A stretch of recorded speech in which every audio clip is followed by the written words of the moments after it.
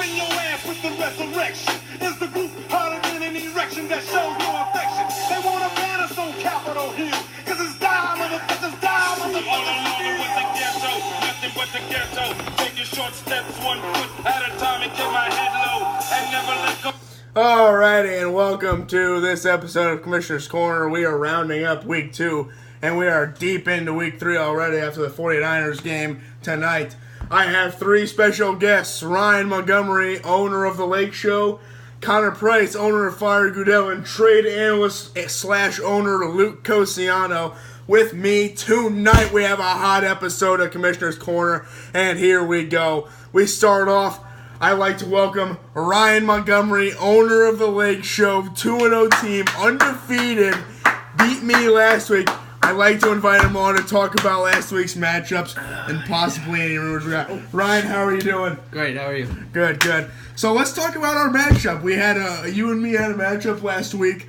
I lost by 19.8 points. Drew Brees went off for 22.2. How do you feel about your team coming in week 2? Well, straight up, I kicked your butt. I'm willing to take that like a man. Right. Devontae Freeman, you can't expect 22 points from him every week. Devontae Freeman scores 21 points, I win that game. Well, not necessarily, but it was a good matchup. Your guys didn't perform, mine did. Happens in fantasy. Happens in fantasy. All right, let's run through the rest of these matchups.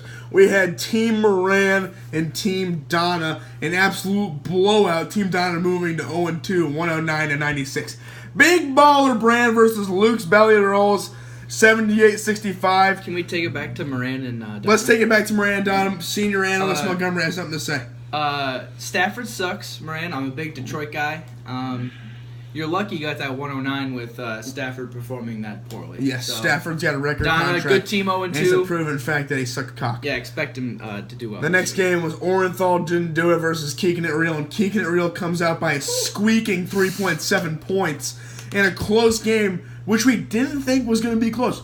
People forget that Trey was ranked dead last in the power rankings of the season, and he has 1-1 against the number 2 team.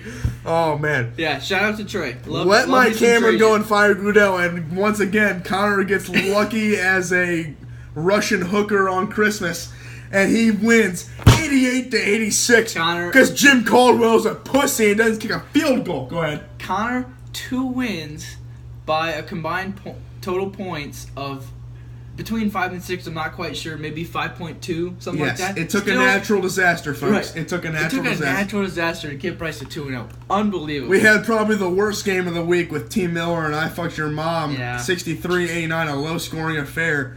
And then Team CD's nuts with a poor performance at 58, and Ryan Pazer Buds putting up 58. You had something to say about that? Right. Team Miller, I think he wins that game if Zeke has a decent game. Zeke 9 carries for 8 yards. Right. So that's not gonna happen every week. So Cam Dillon sucks, obviously. Pace, love the team name. Can't complain. We've got the updated standings here.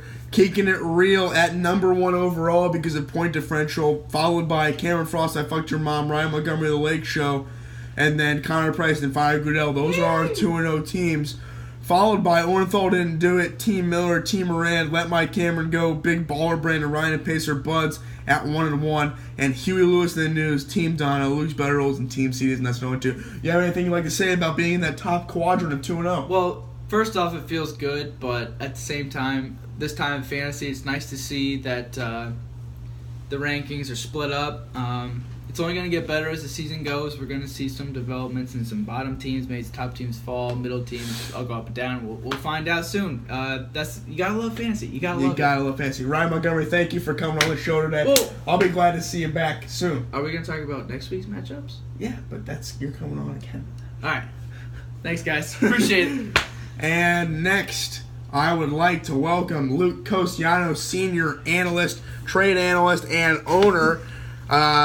They call him the Big Cheese down here. And we're going to talk a little bit about waiver claims. I'm going to let him kind of go off here because I have a lot of waiver claims myself.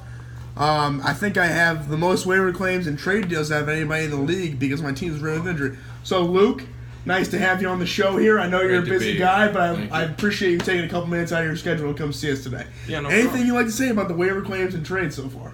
Yeah, currently with this trade, Let My Camera Grow and Ryan and Pacer Buds. At early glance, it looks like Ryan and Pacer Buds is going to win that trade with Martellus Bennett and Mohamed Sanu. But if you look at the long run, with Jimmy Graham maybe coming off an injury, he could have an impact. Allen Hurns with Allen Robinson going down with a tear ACL. Bad. Excuse me. Terrible. Security, can we get this guy Terrible out of here, ACL. please? He's good. Good fucking lord. God damn it, Graham. All right. Pussy. Continue. Fucking. But Kerwin Williams, maybe Cameron or Joe thought that was a good trade. I don't. Chris Johnson is going to come in and take all of those carries. So that's just a terrible trade. I don't want to interrupt say you, it. but do you have anything to say about possible trades or waiver claims for my team personally? Because we've struggled. I've seen that you've been active trying to get DeMarco Murray out of here. My hat's off. But, I've seen some trades